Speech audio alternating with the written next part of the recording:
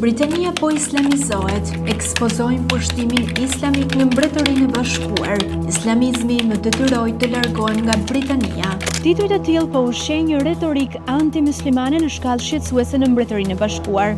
Influencerë dhe kanale online po publikojnë vazhdimisht përmbajtje ku komunitetet muslimane portretizohen si ekstremiste dhe kërcënuese.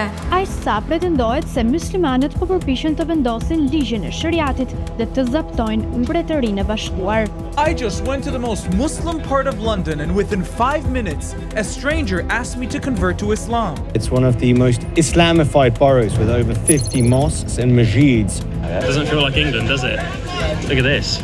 Islamic Sharia Council of London.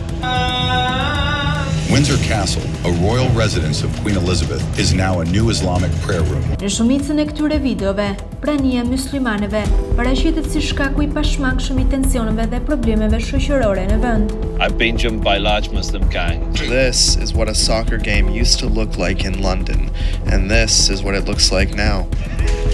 You contacted the police, told us. I also saw a video online that East London is home to Sharia law councils and Sharia patrol groups, which people argue is part of the Islamization of London.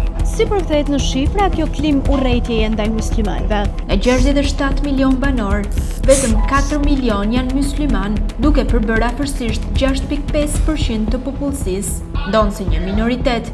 Statistikat shtetërore tregojnë se krimet e urrejtjes ndaj muslimanëve kanë arritur nivele rekord, një rritje prej 19% me rreth 3.199 raste brenda 2025-s.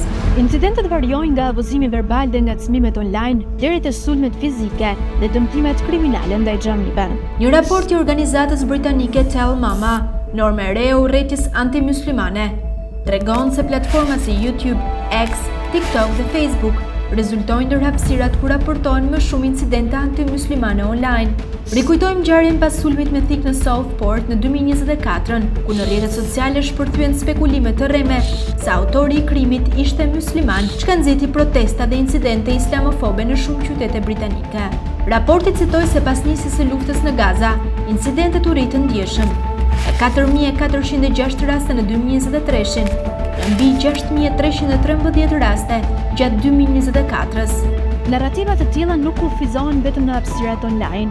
Mediat britanike luajnë një rol të madh në mënyrën se si portretizohen muslimanët. Një studim I kryer së fundmi që analizoi mbi 40.000 artikuj nga 30 media kryesore në Mbretërinë e Bashkuar, nxori në pas se rreth 50% e të gjithë artikujve të publikuar për muslimanët, afërsisht 20.000 artikuj, përmbanin nivele të ndryshme paragjykimi. We were keen to speak to Muslim women in Whitechapel to get their perspective. Many declined, and in several cases, male relatives stepped in to answer on their behalf. Pothuajse 70% e raportimeve që përmendin Islamin apo muslimanët I lidhin ato me tema negative si krimi, konflikti apo ekstremizmi.